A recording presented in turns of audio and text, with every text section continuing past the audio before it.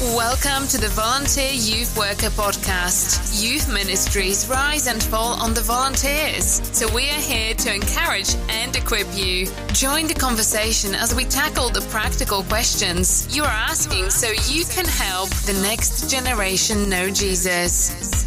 All right, everybody, welcome back to the Volunteer Youth Worker Podcast. I've got Sid and Lisette here, and we are tackling another part of the conversation. What do you do when your small group is out of control? And we have a couple of these because, friends, our small groups get out of control a couple different ways. Let's just be honest. And they turn out a little bit differently than maybe we were hoping for or expecting or had dreams for. And so today we want to talk about specifically unique circumstances. And we'll actually probably do a couple of these conversations because there certainly are unique situations that can pop up as a small group leader. You may not face it this year in your small group, but it might come up next year. Maybe you'll go a few years before you experience it, or maybe you get it all the time. But these unique experiences that we're going to talk about certainly are prevalent enough. It's worth talking about on a podcast. Hey, listen, just to be honest about that, Jer, my son, who's right now, he's going into full-time youth ministry. He's pretty excited about it. Just the other day, he said, "Hey, Dad, how come when I was in your youth ministry, my small group was terrible? Why did you set up our small groups to be so bad?" That was right. So that was a special circumstance. And then he goes to me, "Dad, I got kicked out of our small group." He literally got kicked out of it. And I'm like, "Yeah, son." And so I'm trying to help him have a bit of perspective. And then I'm also trying to be reflective and going, "Yeah, I probably missed on some of that stuff." So people, if small group time is a challenge for you, I always think, you guys, small groups are the greatest opportunity and the most significant challenge both at the same time. So we are sympathetic to the experience that you as volunteer small group leaders are going through. We get it.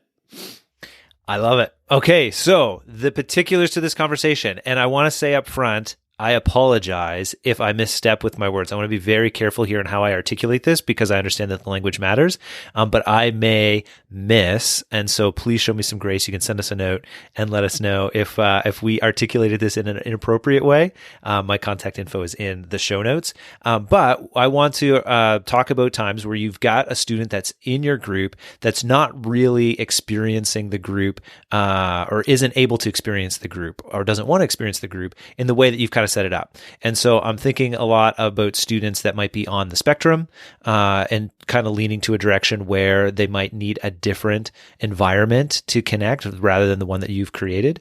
Students with other diverse abilities that it's clear that the environment that we have in our small groups is just not conducive for them to engage into conversation or spiritually. And as a result, makes it a little bit almost awkward for you as the leader to sort out, what do I do here? Because I've got one student that has a different need in order to be connected here. And then this other group of students that we're trying to track with, and you're left wondering, what am I supposed to do? How am I supposed to show love? How am I supposed to lead when I've got this kind of unique situation? Now, it's not, again, super unique. There's lots of students with a wide range of abilities and different, things that they are dealing with and tackling. And so if you go to any school in your town, you'll have lots of those students. They're in your community. So we want to have a safe space in our ministries and our churches where everybody can come and be a part of things. But what do you do when you realize, this format that we have isn't as helpful for everybody? So let me start with Lisette. Has this been anything? Have you experienced this as a part of your ministry at any point? I sure have. Just a few times. I thought you were going to shake your head and said, "Oh no, never." I'm like, so many times. And such an honor and a gift, honestly, that we get to walk with families and walk with kids that are experiencing all kinds of different things. But doesn't make for easy leadership sometimes. Yeah.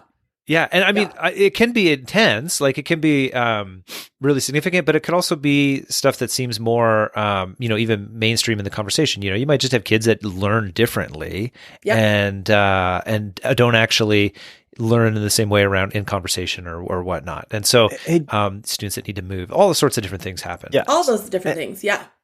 And Jared, can I just frame it? You guys framed it a little bit like this. Like we are here for the good of all kids, right? We want to see all of our kids flourish.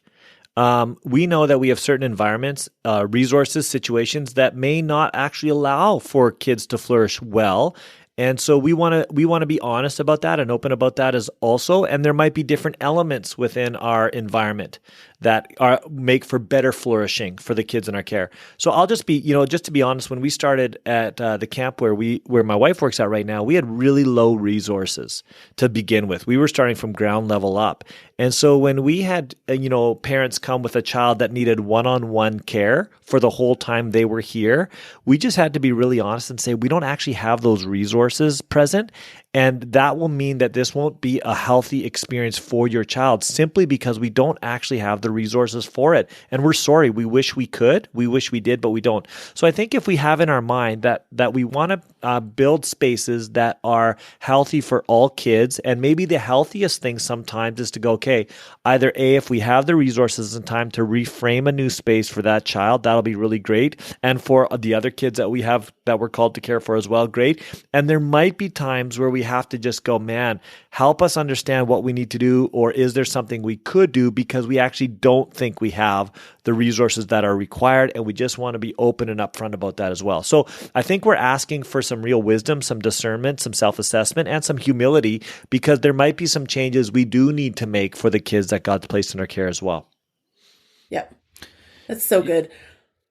You go ahead, Lisette, because I think I want to hear the specific examples. And this is tough because we want to obviously honor confidentiality of the families and students that we've worked with. So let's be clear that we'll change some things as we go. But like there are leaders, and as much as we are, our first instinct will probably be like, hey, you should talk to your point leader. There's lots of point leaders who are like, I don't know what to do with this either. So when you've got, your group, you're coming back to it and you're like, this isn't quite hitting for everybody. What are some thoughts or ideas that we can do, Lisette? Well, I do think, obviously talk to a point leader if you can. That's great. I would say talk to parents or guardians whenever humanly possible. Find out what's going on with the kid, right? Of the specific student, and be like, hey, I've just noticed when we're in group, Joey has a harder time, and I don't know if it's because I don't know what I'm doing to communicate well. Like, I just don't know what would help. And you'll find a lot of parents are actually super helpful, right? They might be like, oh yeah, we've never really said this, but they have ADHD. They have a really hard time sitting still. Or, hey, they actually have a learning difference and they have a hard time reading. And so they're always so nervous. You're going to ask them to read out loud. If you could not do that, that would really help. Or like, there's a lot of things that a parent or a guardian can often help you with. Sometimes they can't, or they won't. You just never know. But I would certainly say that's the first kick. Next thing is if you have any relationship with schools, you could ask teachers, ask special ed teachers, ask people who are resourced to work with kids that have all kinds of different things coming into the mix, and try to figure out like, oh, is there something that I can do to better equip myself or this group to succeed? I think this is when kind of creativity and care kind of comes in. Like, what is the right thing to do to care for a kid? And I really appreciate, Sid, you saying, like, I had a family come to us a couple years ago that had a kid with some pretty extreme needs. And honestly, I knew there was no way for us to care well for that child. And it was so hard for me to say to a parent, I'm really sorry, I don't think we're the right ministry. But I also was I tried to do my homework to know what other ministries were available in the neighborhood that might be a better fit, and tried to point them in a direction. But I had another scenario within the same year where I had a family come to us with a child with Down syndrome. And the mom just said, like, she's super social, loves to be really involved, but can be a little bit disruptive. And I said, okay, talk to me about what a little bit disruptive means, right? Because I know teenage girls, they can be a little disruptive just at the best of times, right?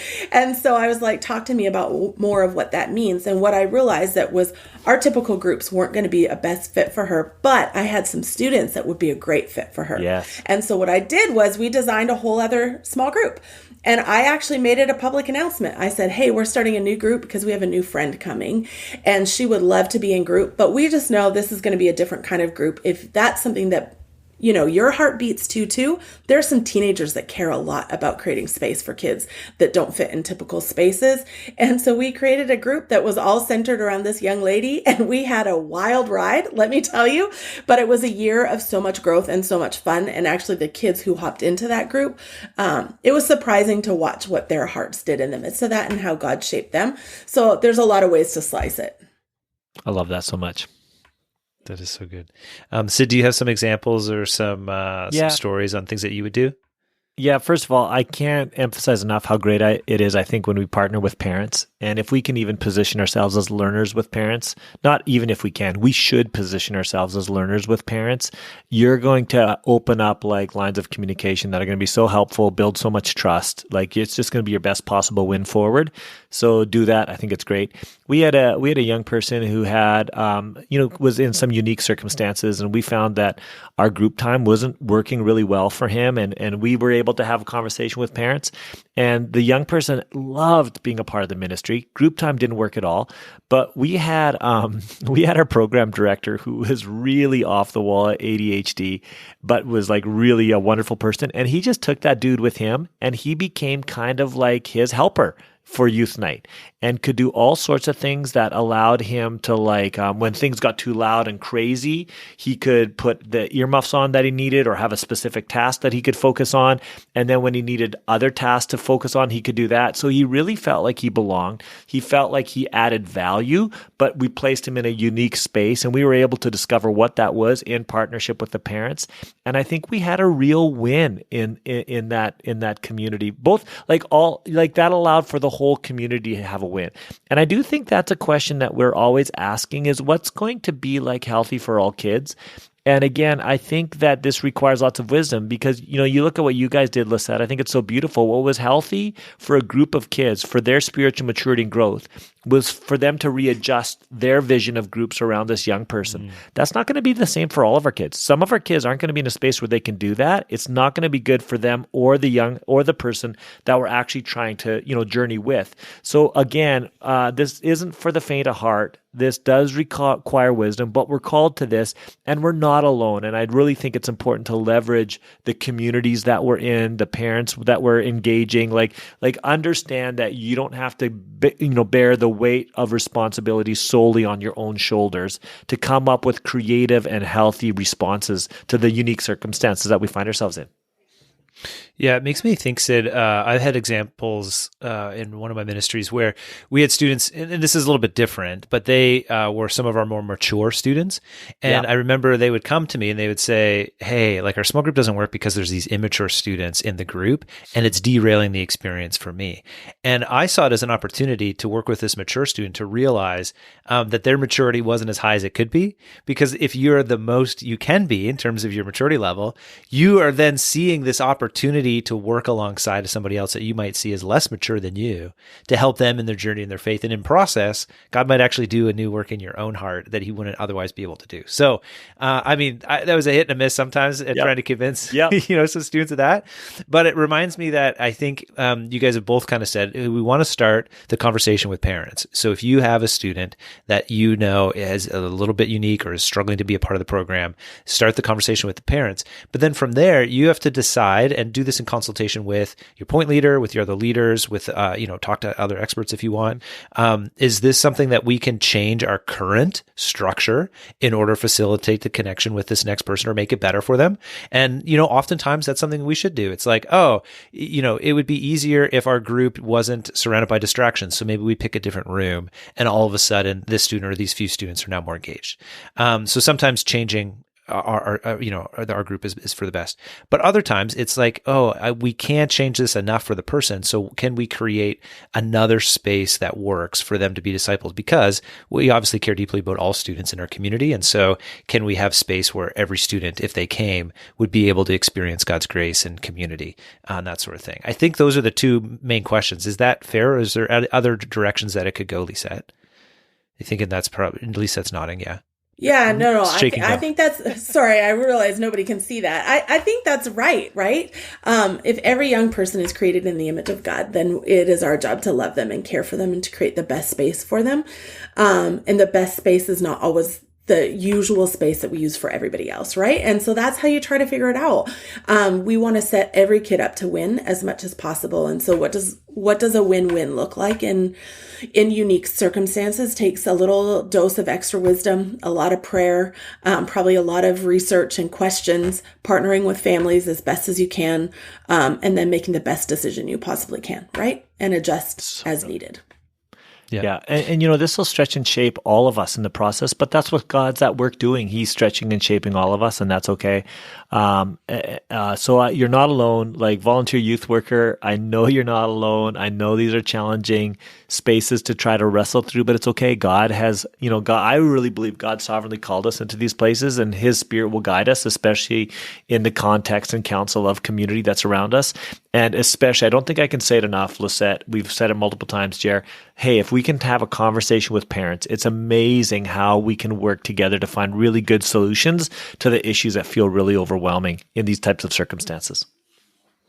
Yeah, and I usually this might be more for the point leader than the volunteer, but if you're up against a unique situation and you're like, I don't know if we can make this work for this family, I think just to make sure you brainstorm and understand what it would take to actually work it out, because anything is really possible. Like, gosh, if they can put a man on the moon, then surely you can figure out how to do ministry to everybody in your community.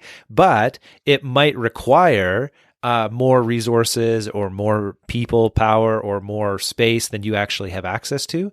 But as long as you know that, then you can enter the conversation with like a family or a parent or other students and say, hey, we would love to be able to create the space. Here's what I think we need. Does that sound right to you? We might need somebody that can be a helper for them, or we might need a space where they can experience our service, but on a lower decibel level, or we might need, whatever it might be. And so that's the goal. And then you can talk about the steps that you're able currently to take to get to it, but you might need some help in order to get all the way there. And I think some, folks that are willing to help along the journey so that could actually become a reality, those will be great allies because they're with you. They get it. But sometimes people are like, oh yeah, I understand how that's not possible. We had not a student, but one of the churches I worked at, a guy that couldn't experience anything above about 65 decibels, which is kind of like normal loud conversation. Anything above that, and it was actually a medical issue, and it basically couldn't be there. And so we just realized, if that's your limit, our spaces, because there's so many people in them, aren't going to be able to match that. But can we create another environment where it might be still okay for you to experience community, but being able to recognize that sometimes you have to take dramatic adjustments in order for it to actually work for somebody, and that's okay. You just got to be able to talk openly about it, I think. It's great. Okay, last word. Let's give it to you, Lisette. Whew. Thanks for doing what you do. We realize that sometimes it's harder than anything you signed up for, but you have no idea what your care and attempt to love all kids and all types of kids and all types of families can mean for them understanding a God that will always pursue them and always care for them. Brilliant. And will always make a way for them. And so what you show in the hardest moments actually shows a lot about who God is. So keep on. Yeah. Brilliant. And I should say, we'll drop a note in the show notes for Capernaum, a ministry to young life that is phenomenal. Excellent. And they love, if you got specific scenarios, you're welcome to get in touch with us, but honestly, we'll end up connecting you with probably Kathy Doubledam and the team at Capernaum, because they know exactly how to process these kinds of things and are working with ministries all over our country, Canada, to make sure that we've got space for everybody in our community to get to know who Jesus is. So that's great. All right. Well, we'll see everybody back another week for another episode of the Youth Ministry Team Podcast. Thanks for listening, folks. Blessings on your ministry. You're making an eternal difference, and we love that you care so much about teenagers. We'll see you next time.